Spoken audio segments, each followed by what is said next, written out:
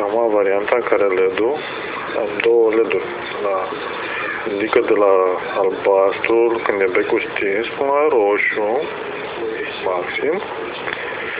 Și reglajul se face din potențiometru.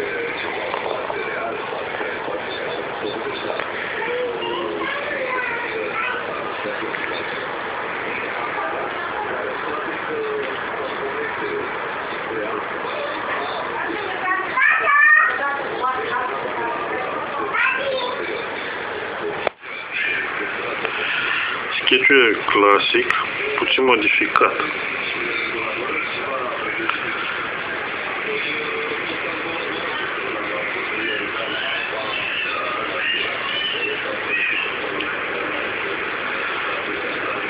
Așa cu trecerea prin 0, doar că citește potențiometru.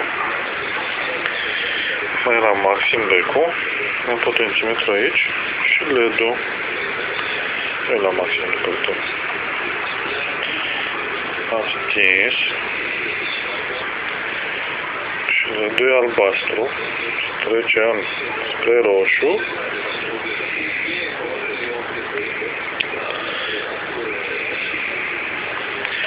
Mai maxim, face modulul care face trecerea prin 0 cu clorul, partea de triac. LED-ul, un LED RGB, LED, e multicolor, dar folosesc decât pe roșu și pe albastru și potențiometru.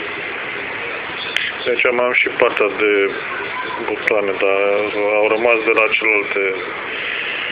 Și am face din nou reglajul. Începem să... Mai mare, mai mic, mai mare, mai... Am stins iar, mă.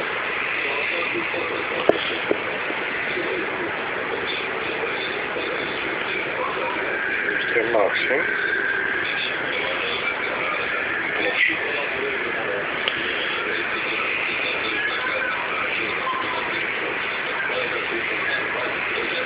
Cu verde.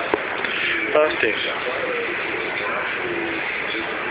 Îl las așa pe o foarte slab. Aia reglăm ceva mai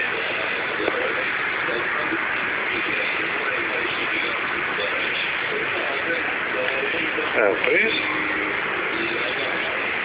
și maxim.